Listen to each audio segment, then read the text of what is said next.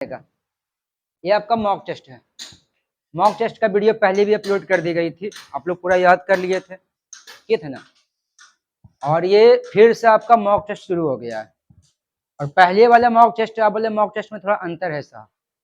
पहले के जो मॉक टेस्ट थे पूरा प्रीवियस क्वेश्चन पर आधारित था, इसलिए देख रहे होंगे आप प्रीवियस टेस्ट मार रहे थे, उसमें क्वेश्चन लड़ भी रहा था। लेकिन इस बार का जो मॉक टेस्ट है वो थोड़ा प्रीवियस है, थोड़ा आपका करंट है, थोड़ा बिहार का भूगोल भी है, ताकि हमें किसी तरह की दिक्कत नहीं हो। तो बस आप बढ़िया से समझते चलिए, आपका सारा कम हो जाएगा। तो ध्यान देगा क्या कह रहा है, जो कह रहा है ना कि माउंट एवरेस्ट पर चढ़ने वाली प्रथम महिला का नाम क्या है ना।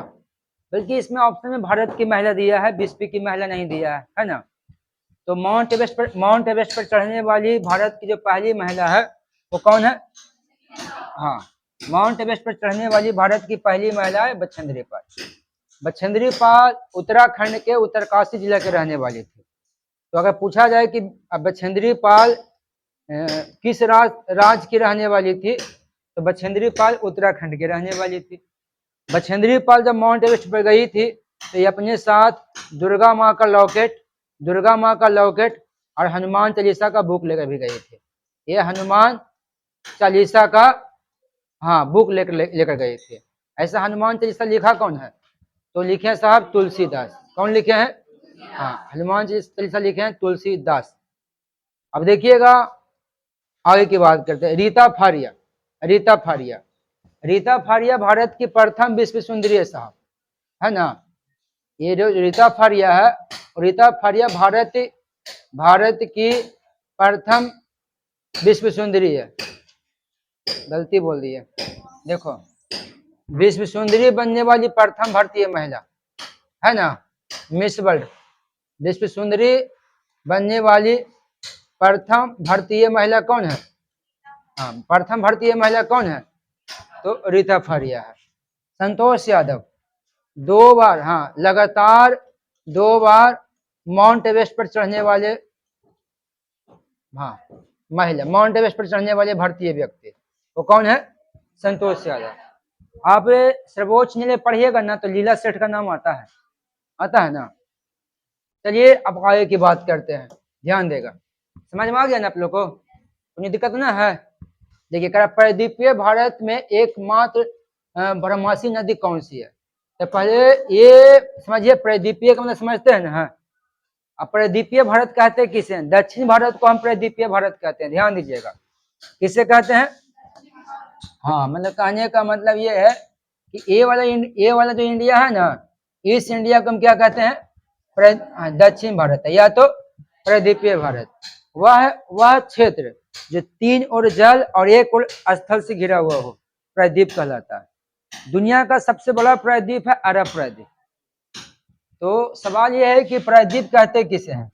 प्रायद्वीप किसे कहते हैं? तो जल से 3 ओर और स्थल से 1 ओर। तो अगर कोई जमीन जल से 3 ओर से घिरा हुआ है, स्थल से 1 ओर से घिरा हुआ है, तो इसे प्रायद्वीप कहेंगे। दुनिया का सबसे बड़ा प्रायद्वीप की अगर बात करते हैं, दुनिया का सबसे बड़ा प्रायद्वीप की बात करते हैं, तो वो है साहब अरब प्रायद्वीप। अरब प्रायद्वीप का सबसे बड़ा देश है सऊदी अरब। कौन देश है? सऊदी अरब है।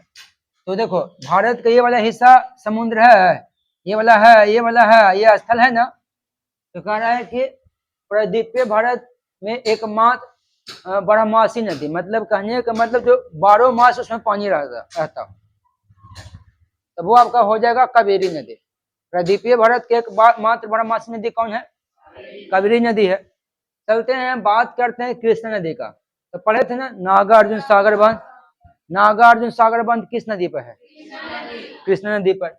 ऐसे कृष्णा नदी में हीरा पाया जाता है साहब, याद रखिएगा। ये जो भीमा जो है ना, वो कृष्णा के सहयोगी नदी है। जो भीमा जो है वो कृष्णा का क्या है? सहयोगी नदी है। गोदावरी को हम लोग बीर्ध गंगा कहते हैं। गोदावरी को क्या कहते हैं? बीर्ध गंगा। और दक्षिण भारत की अगर पवित्र नदी की नाम आए ना, कि दक्षिण भारत की सबसे पवित्र नदी कौन है, तो कौन हो जाएगा? कावेरी हो जाएगा। चलिए अब आगे की बात करते हैं साहब, समझने का प्रयास करते हैं। मनुष्य में प्रत्येक कोशिका में समान रूप से कितने गुणसूत्र होते हैं? हाँ, तो मनुष्य में कितना गुणसूत्र होता है? हाँ, मनुष्य में 46 गुणसूत्र होता है, लेकिन जोड़ी में 23 ना होगा। तो मनुष्य में कितना जोड़ी गुणसूत्र होता है? 23 जोड़ी होता है। इसका एक ट्रिक दिए थे, 40 चूहा ने 42 बंदर को 48 मनुष्य के सामने दिए थे ना, 46 मनुष्य के सामने 48 पर आचित किया। इसमें ये बताया गया था कि किसमें कितना गुणसूत्र पाया जाता है। अब देखो कर मानव खोपड़ी में कितना हड्डियां होती है? ये सब तो हल्का क्वेश्चन है साहब। मानव खोपड़ी में कितना हड्डियां होता है? 22 हड्डी होता है। कितना होता है? हाँ, मानव खोपड़ी में 22 हड्डी होता है ना? है। चलो अब आगे आओ। सारनाथ स्तूप कहाँ पे है स्थित है? तो सारनाथ स्तूप जो है, ध्यान देगा, सारनाथ जो स्तूप है वो आपका वाराणसी है। कहाँ है? वाराणसी है। अब देखिए ये सारनाथ जो है ना, तो सारनाथ की अगर बात किया तो ये तो क्लियर हो गया कि सारनाथ जो है वाराणसी में है, क्लियर हो गया। लेकिन सारनाथ में गौतम बुद्ध पहला उपदेश दिए थे, है ना? गौतम बुद्ध जो थे, गौतम बुद्ध पहला उपदेश कहाँ दिए थे? पहला उपदेश कहाँ दिए थे? सारनाथ। और इनके द्वारा दिए गए पहले उपदेश क्या कहलाया? धर्म चक्र परिवर्तन। धर्म चक्र परिवर्तन कहलाया। और सारनाथ में जो स्तूप बनवाया है ना, वो तो अशोक बनवाया है। स्तूप बनवाया कौन है? अशोक। कहीं पूछा जाए गौतम बुद्ध पहला उपदेश कहाँ दिया था? सारनाथ में। और सारनाथ में गौतम बुद्ध जो पहला उपदेश दिया था उसे क्या कहा जाता है? धर्मचक्र परिवर्तन कहा जाता है। और सारनाथ में जो स्तूप बनाया है, बनवाया कौन है? अशोक बनवाया है। और यह स्तूप कहाँ पड़ता है? वाराणसी में। देखो जयपुर की बात करते साहब, बताओ हवा महल कहाँ है? पढ़ा है ना? हवा महल कहाँ है? हाँ, हवा महल जयपुर में है। और इसको हम पिंक सिटी कहते हैं। देखो पटना की बात किया जाए तो पटना जो है, हल्लाबंद, ये पटना जो है, पटना दो नदियों के संगम पे है, गंगा और पटना जो है वो गंगा और सोन नदी के संगम पे है। इसको पूर्ण रूप से बनवाया था उदयन। इसको पूर्ण रूप से कौन बनवाया था? उदयन बनवाया था। अब गया है, गया का नया नाम हो गया है गया जी, याद रखिए। गया का नया नाम क्या हो गया है? गया जी। चलिए अब आगे आइए। एक गतिशील वस्तु का विस्थापन क्या हो सकता है? धनात्मक भी हो सकता है साहब, ऋणात्मक भी हो सकता है, शून्य भी हो सकता है ना? तो ऐसी परिस्थिति में इसका राइट आंसर क्या होगा? सभी हो जाएगा। चलिए अब आगे आइए। बीबी का मकबरा जो एक कब्र है, निम्न में से कौन से शहर में स्थित है? तो देखो बीबी का मकबरा जो है ना, बीबी का जो मकबरा है वो औरंगाबाद में। बीबी का मकबरा कहाँ है? औरंगाबाद में है। औरंगाबाद दो है, एगो बिहार में है, महाराष्ट्र में है। ये वाला औरंगाबाद महाराष्ट्र वाला है, बिहार वाला नहीं है। ये औरंगाबाद कहाँ है? महाराष्ट्र। और देखो औरंगाबाद नगर बसाया भी औरंगजेब है। हाँ, औरंगजेब बसाया है। तो बीबी का मकबरा जो एक कब्र है वो कब्र औरंगाबाद में है। औरंगाबाद पड़ता है महाराष्ट्र में, एक औरंगाबाद बिहार में है। ये महाराष्ट्र वाली की बात हो रही है। औरंगाबाद को बसाया है औरंगजेब, और बीबी का मकबरा भी बनवाया है औरंगजेब। ये बीबी का मकबरा कौन बनवाया है? औरंगजेब। जैसे शाहजहां अपनी पत्नी की याद में ताजमहल बनवाया, उसी तरह से औरंगजेब अपनी पत्नी की याद में बीबी का मकबरा बनवाया। एकदम सेम टू सेम ऐसा, समझे? तो जिस तरह से शाहजहां अपनी पत्नी की याद में ताजमहल बनवाया, उसी तरह से औरंगजेब अपनी पत्नी की याद में क्या बनवाया? बीबी का मकबरा बनवाया।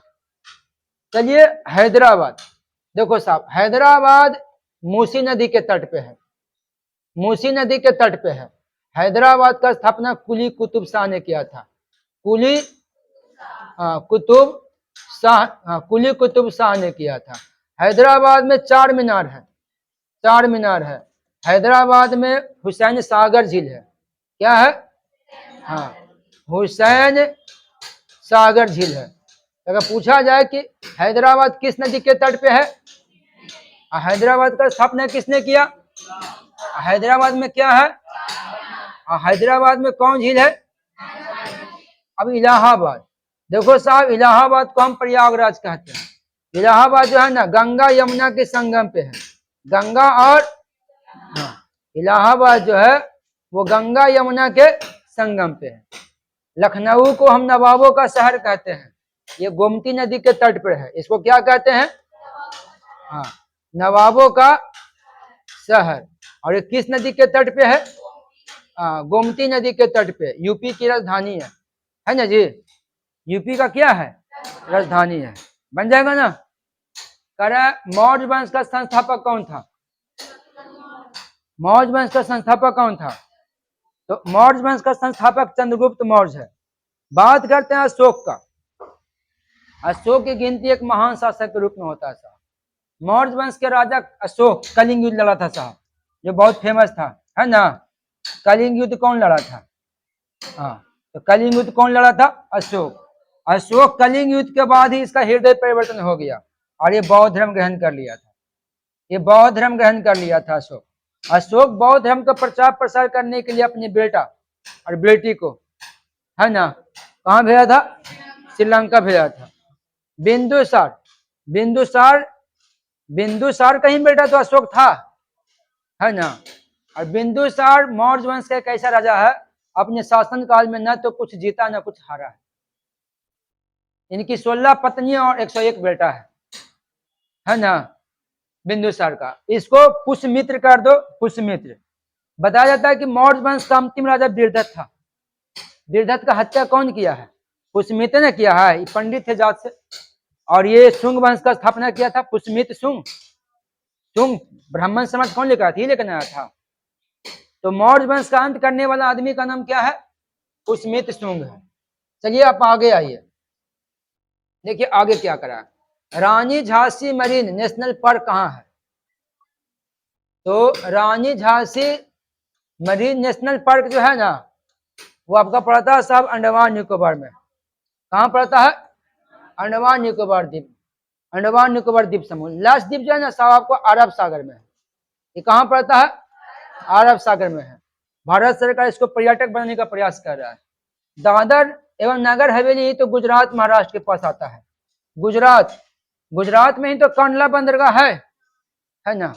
गुजरात में कांडला बंदरगाह है साहब। हाल ही में हवाई दुर्घटना हुई साहब, वो गुजरात की अहमदाबाद में हुआ था। हवाई दुर्घटना जो हुआ कहाँ हुआ? अहमदाबाद में हुआ ना। अहमदाबाद गुजरात में न पड़ता है। करा जब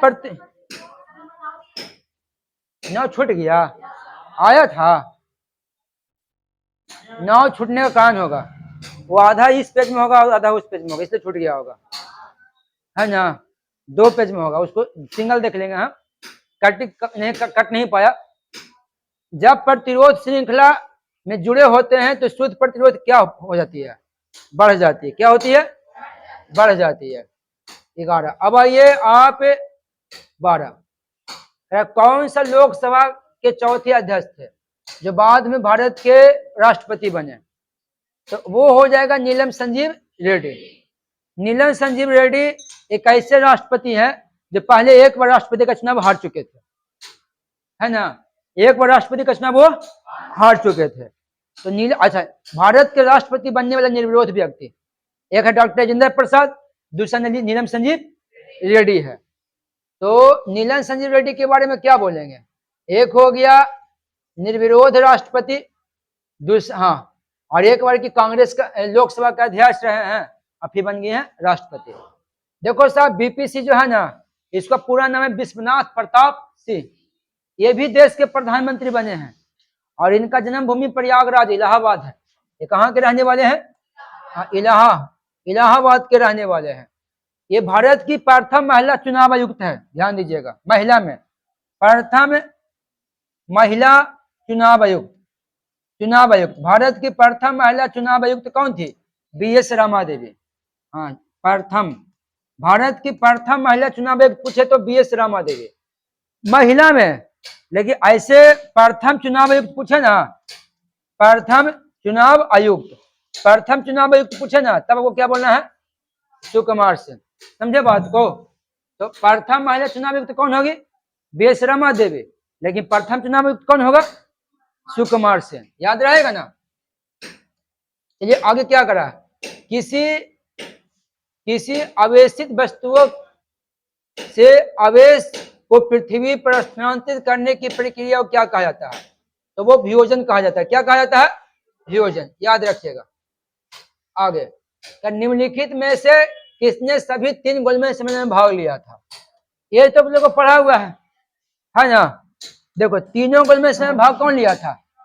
डॉक्टर भीमराव अंबेडकर। पता है ना? ये तीनों गोलमेज सम्मेलन में भाग लिए थे। दादा भाई नौरोजी, कांग्रेस शब्द कौन दिया है? कांग्रेस शब्द कौन दिया है? दादा भाई नौरोजी। इंग्लैंड के हाउस ऑफ कॉमन्स का सदस्य बनने वाले पहले भारतीय कौन है? दादा भाई नौरोजी। इंग्लैंड के जो हाउस ऑफ कॉमन्स था, हाउस ऑफ कॉमन्स का सदस्य बना था, वो कौन बना था?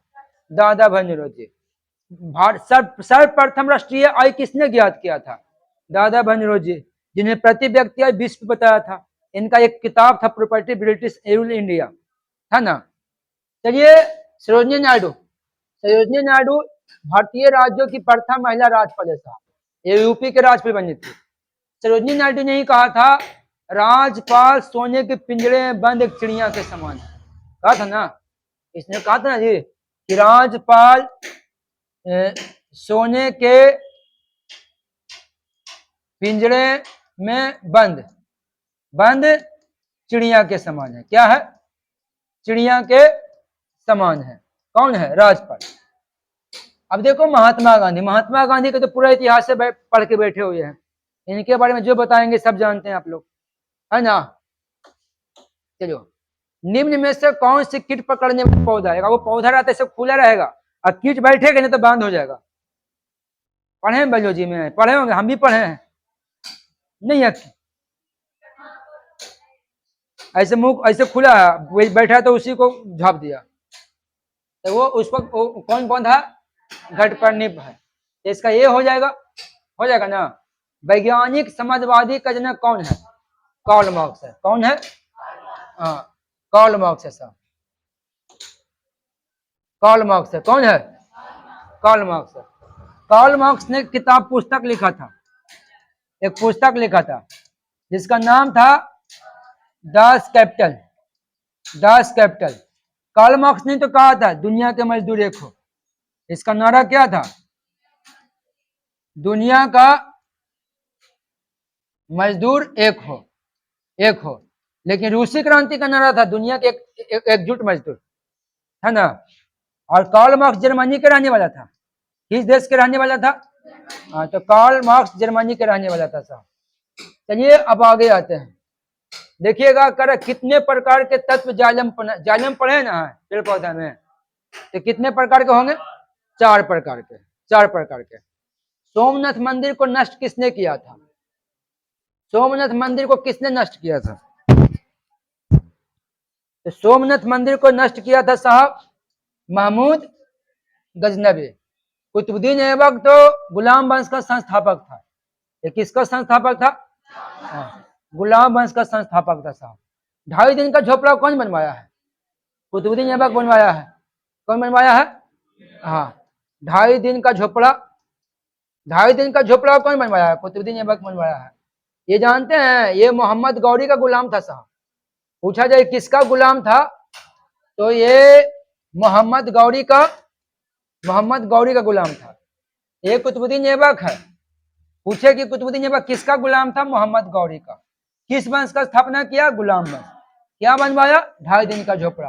अलाउद्दीन खिलजी, ये राजस्थान में वो किला है ना, उसको जीत लिया था, ये चित्तौड़गढ़ का किला।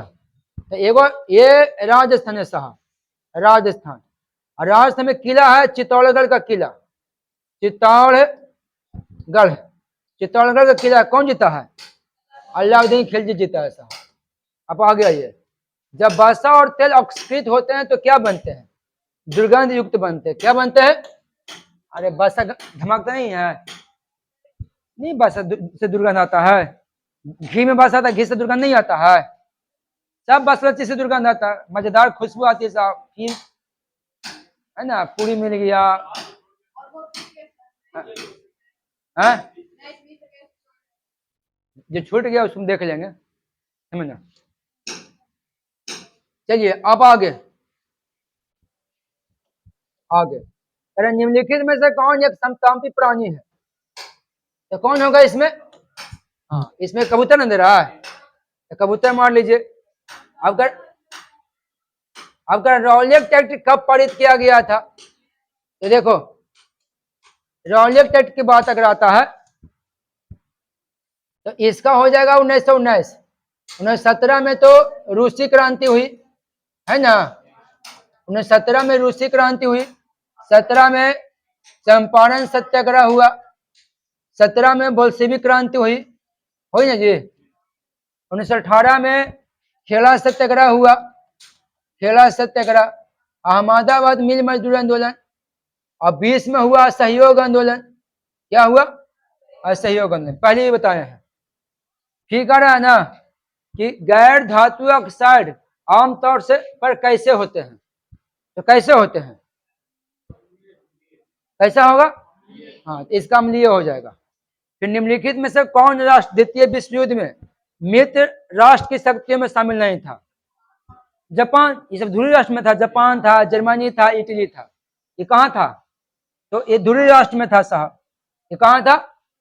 ध्रुवीय राष्ट्र में था।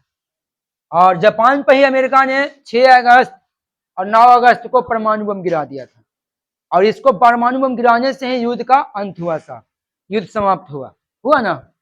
चलिए